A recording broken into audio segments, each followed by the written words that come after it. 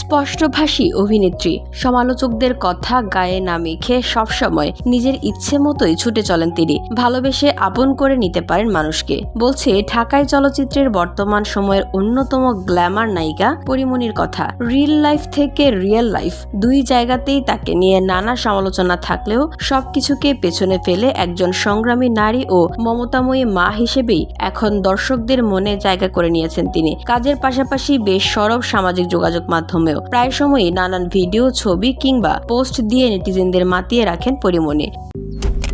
Malaysian প্রযুক্তিতে তৈরি অত্যাধুনিক cleaning machine modern vacuum cleaner যে কোনো ধরনের ধুলো ময়লাকে পরিষ্কার করে ঘরকে করে তুলুন চকচকে ও আকর্ষণীয়। Modem, brand of luxury.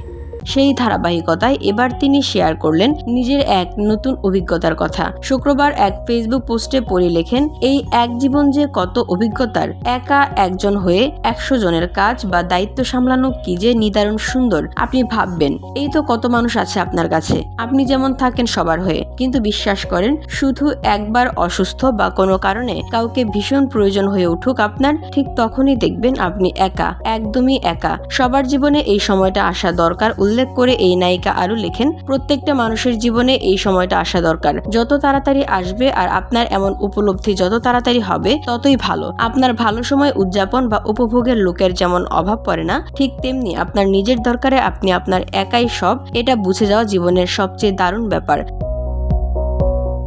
সবশেষ পরি লেখেন, এখানে একবার আপনি উতরে গেলে তোর কে ঠেকায় আপনাকে আর। প্রসঙ্গত অভিনয়ের পাশাপাশি পরীমনি এবার মন দিয়েছেন ব্যবসাতেও। মাতৃত্বকালীন সময়ে মা ও বাচ্চাদের প্রয়োজনীয় সব পণ্য নিয়ে অনলাইনে ব্যবসা প্রতিষ্ঠান চালু করেছেন এই চিত্রনায়িকা। ফেসবুকে এখন নিয়মিত তার প্রচারণা চালিয়ে যাচ্ছেন।